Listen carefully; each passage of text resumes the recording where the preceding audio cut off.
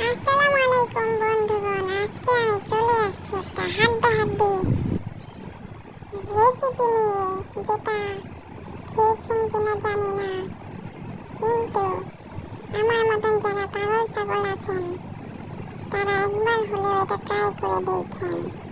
তো ফার্স্টে আমি একটু তেল দিয়ে দিয়েছি, তারপর এখন হচ্ছে আমি পেঁয়াজ কুচি দিয়ে দিলাম। এটাকে ভালো মতন আপনারা একটু কালা কালা করে নেবেন, আবার বেশি বেশি কালা কালা করেন না, বেশি কালা করলে কিন্তু এটা পুড়ে যাইব গা, তখন কিন্তু রান্না আবার মজা পাবেন না। মজা না পেলে আমার দোষ দিয়েন না ভাই, আমি কিন্তু আপনি করে পুড়ে হালাইতে কই নাই, এটাকে আস্তে আস্তে ভাজা ভাজা করবেন, মানে একটু লাল লাল করবেন, বুঝছেন? লাল লাল করার পর বেশি আবার লাল লাল করেন না, হালকা হালকা লাল লাল করার পর এখানে হয়তো আপনারা পানি দিয়ে দিয়েন, অল্প সামান্য পরিমাণে পানি দিয়েন, আবার বেশি পানি দিয়ে একবারে ঝোল বানালেন না। পানি দেওয়ার পরে এখন হইতাছে যে একটুখানি লবণ দিয়ে দিবেন, তারপরে দিয়ে দিবেন হয়েছে আদা রসুন। আপনারা কিন্তু আবার লবণের বদলে চিনি দিয়ে দিয়েন না ভাই। একটু আদা রসুন দেওয়ার পরে এটাকে আবার একটু ভালোভাবে নাড়াচাড়া করে নেবেন, বুঝছেন? আমার মতন আবার করতে যায়েন না, তাহলে কিন্তু সব নষ্ট হয়ে যাবো গা। আপনারা আপনাদের মতনই করে আলাইয়েন।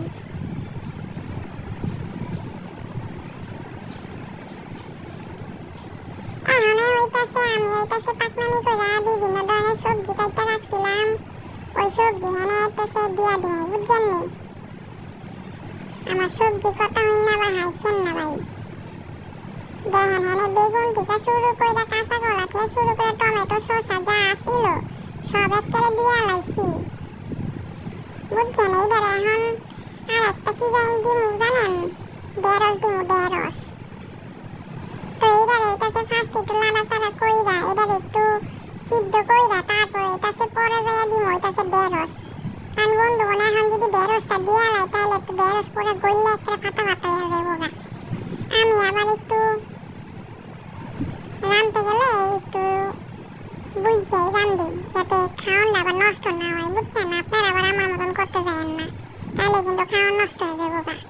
তো এখন এটা একটু হালকা পরিমাণে সিদ্ধ হয়ে গেছে গা, বুঝছেন? আবার একটু নাড়াচাড়া করে লমু, কিন্তু বন্ধুগণ এখানে কি জানি একটা মনে হয় গইলা মুইরা একেবারে গেছে গা, গইলা একেবারে ফাটা ফাটা হয়ে গেছে গা বন্ধুগণ। তো এখন হইতাছে আমি এই ঢেঁড়সটি দিয়ে দিব। খাইছেন নি এরকম সবজি কোনোদিন? না খাইলে একবার খাইয়া দেখেন। আমার আবার মনটাই চাইতাছিল যে এই জায়গায় একটু সুগন্ধি করার লিগে কিছু একটা দেওয়া দরকার, বুঝছেন নি? সব আমি পরে চিন্তা করতেছিলাম বন্ধুগণ এদিকে কিটা করতাম, কিন্তু না, কোনো কিছু বুঝতে পাইলাম না আমি। এখন হইতাছে এটির মধ্যে একটু ঢাকনা দিয়া দিমু, আছে কোনো হলুদ মলুদ দিমু না, বুঝছেন? এনে একটু পানি অ্যাড করে দিলাম, পানি অ্যাড করার পর আমি ঢাকনা দিয়ে একটু ঢাকা দিমু। এটা একটু সিদ্ধ হইতে হইতে আমার মাথায় একটা বুদ্ধি আর বসছে বন্ধুগণ, এটার একটু সুস্বাদু বানানোর লিগা আমি চিন্তা করতেছি এর মধ্যে কিছু একটা সুঘ্রাণ দেওয়া যায় কিনা। তো আমার মাথার মধ্যে বুদ্ধি আয়া পড়লো, আমি হইতাছে একটুখানি চিংড়ি মাছ বের করে লইলাম, লওয়ার পরে হ্যাঁ হইতাছে আমি একটু দিয়া দিমু। তো এটার মধ্যে একটু ফ্লেভারও আয়া পড়বো আমার মতন, কিন্তু আবার পাকনামি করে সবার লাস্টে যায় দিয়েন না, দিলে আগে বাগে দিয়েন, বুঝছেন? তো এটার মধ্যে এখন আমি ভালো মতন নাড়াচাড়া করে নিমু, কিন্তু আমার কাছে আমি তো কখনো এরকম সবজি খাই নাই, কিন্তু আমার কাছে মনে হইতাছে এটা একটু কেমন কেমন জানি লাগবো বন্ধুগণ। আপনারা কিন্তু আবার ভুলেও আবার এরকম সবজি রাঁধতে পারেন না, তাহলে কিন্তু সব শেষ। তো এখন হইতাছে আমি নাড়াচাড়া করার পরে হ্যানে হইতাছে আমি ডেলা পানি দিয়া দিমু, আবার বেশি পানি দিয়া কিন্তু একেবারে কড়াই বইয়া আলাইন না বন্ধুগণ, সামান্য পরিমাণে পানি দিয়েন।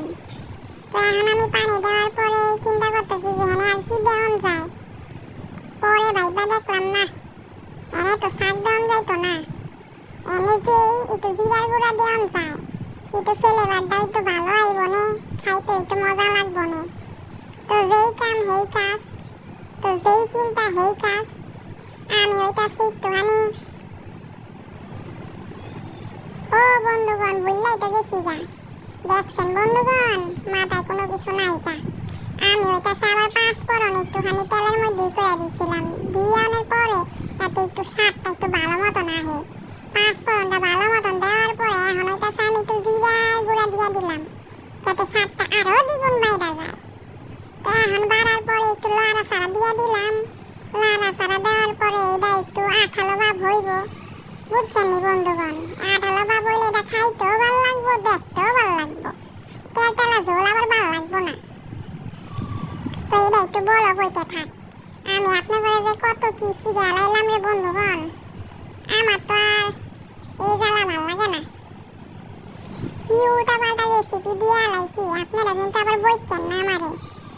কিন্তু রেসিপিটা কিন্তু সেই খাইতে জাগো ডায়াবেটিস হেরা কিন্তু ভালোভাবে এটি খাইতে পারে, বুঝছেন? তেল ছাড়া, বেশি তেল না, মশলা ছাড়া একটা সাদা সাদা সবজি খাইবেন, বুঝছেন নি? যার উপরে চিংড়ি মাছ না হেরা কিন্তু আবার মনে করেন না যে এটা বানাই আবার খাইতে পারবেন না, চিংড়ি মাছ ছাড়াও এটা খাওয়ান যায়। একটু পাঁচ ফোড়ন একটু সব কিছু দিয়ে যদি আপনি বাগার দেন তাহলে সেই স্বাদ হইব। এটা খাইতে অনেক মজা, দেখতে অনেক লোভনীয় হয়ে যাবো গা, বুঝছেন নি? আপনারা একবার ট্রাই করে দেখছেন। আমার মতন খাইতে চাইলে এরকম একবার রাইন্দা হালাইয়েন, ঝটপট রাইন্দা হালাইবেন, খাইয়া লাইবেন। এরকম সবজি কিন্তু শুধু শুধুই খাওয়ান যায়, এটা খাইলে স্বাস্থ্যের লিগেও ভালো। তো কইতে কইতে আমার সবজি হইয়া যাইতাছে গা, পানিটা আর একটু আঠালো হইলে আমি এটার এখন নামাইলাম, বুঝছেন নি? তো ভালোই হইতাছে নাকি কি কোন আপনারা? ভালো হইছে নাকি? আপনারাই কইেন ভাই, আমি আবার বেশি কথা কমু না। কইতে বললে পরে আবার আপনারা কইবেন রানতে গেলে নষ্ট হইলে তো পরে আমার দোষ দিবেন, আমারটা দেখা দেখা রাইন্দা আপনাকে নষ্ট হইছে। এই কাম ভাই আমি করতাম না বলেও আপনারাই কইেন ভালো হইছে নাকি খারাপ হইছে, আমি আবার কোনো কিছু মাইন্ড করুম না, যা মন চাই কই আলাইয়েন।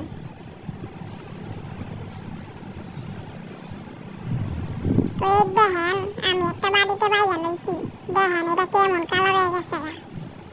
কি মনে করছেন খাইতে খারাপ লাগবে? মোটেও না, খাইতেও ভালোই লাগবে। একবার হলেও ট্রাই করে দেখেন। ঠিক আছে বন্ধুগণ, ভালো থাকেন, আল্লাহ হাফেজ।